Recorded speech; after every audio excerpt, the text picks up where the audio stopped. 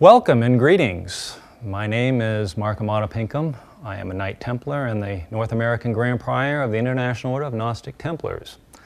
I'd like to spend a moment speaking to you about the Knights Templar and their special relationship with the goddess. The Knights Templar were lovers of the goddess even before they entered the Holy Land at the time of the First Crusade. One of their earliest patrons, Saint Bernard, was himself a goddess lover who composed literally hundreds of sermons and hymns in praise of the goddess. Because of his love for Mary Magdalene, Saint Bernard spent much of his time at her European headquarters at Basilea, and he mobilized the Second Crusade from there. In the Holy Land, the Templars learned many of the goddess mysteries from the adepts of Islam, the Sufis. The Sufis were inveterate goddess lovers. In fact, they had anciently founded Mecca to be a shrine of the goddess. The Sufis had also designed the original Muslim flag with the star and crescent moon symbols of the goddess.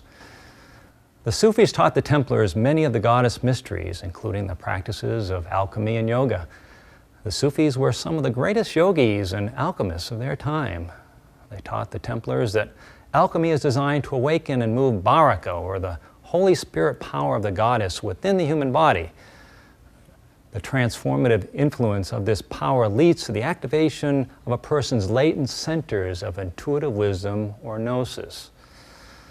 From the Sufis, the Templars also learned that the red eight-pointed star or cross is both a symbol of the goddess as well as an ancient symbol of alchemy. For this and other reasons, the Templars adopted it as their preeminent symbol. The Templars were also schooled in the goddess tradition through being initiated into a lineage of enlightened Gnostic masters called Johannites. The Johannites emerged out of the Essene sect of the Nazareans or Nazarenes. This sect observed goddess rites and teachings that had been brought to the Middle East from the Far East. This was the Essene sect that John the Baptist and Jesus were born into. John and Jesus became masters of the Johannite lineage and eventually passed it to Mary Magdalene and John the Apostle. After Mary and John, it moved down a long line of Gnostic masters until the time of the First Crusade. At that time, our first leader, Hugh de Payens, became Grand Master of the Johannite lineage. We Templars then became guardians of this lineage. Because of the influence of the Sufis and the Johannites, the Templars came to know of the Holy Spirit as the power of the goddess. It was this power that was transmitted into the Knights Templar during their ceremonies. It was this power that they acknowledged to be the Holy Grail itself.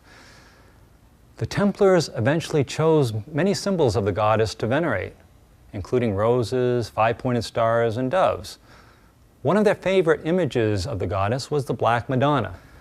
They associated the black color of the Black Madonna with the destructive, transformative Holy Spirit power of the goddess that fuels inner alchemy.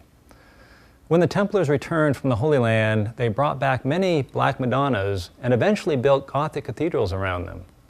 Their Black Madonnas were set on the main altars of these cathedrals and enhanced the purpose of these great buildings, which was to generate the Holy Spirit power of the goddess. From the Sufis, the Templars had learned how to use sacred geometrical principles to design energy-conductive buildings that generated the Holy Spirit power. Such buildings are, in essence, alchemical crucibles. They are places where alchemy constantly occurs within those who observe prayer and other forms of spiritual work. If you visit a Gothic cathedral today, there is a good chance you'll find there Black Madonnas and many symbols associated with the goddess. Many have rose windows, which are stained glass windows decorated with motifs centered around the goddess symbol of the rose. Many have sculptured heads represented the goddess or her son, the Green Man, and many have floors covered over with labyrinths.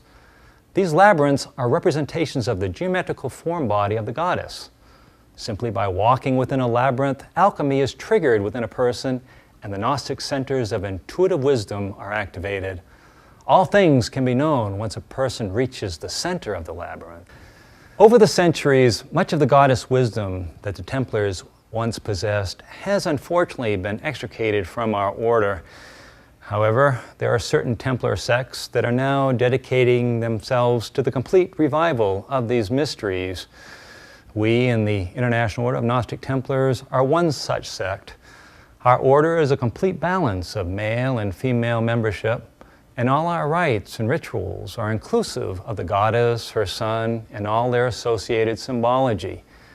We are currently working to spread some of the goddess mysteries around the globe. If you would like to join us or would simply like to know more about us, please visit our website, www.gnostictemplars.org.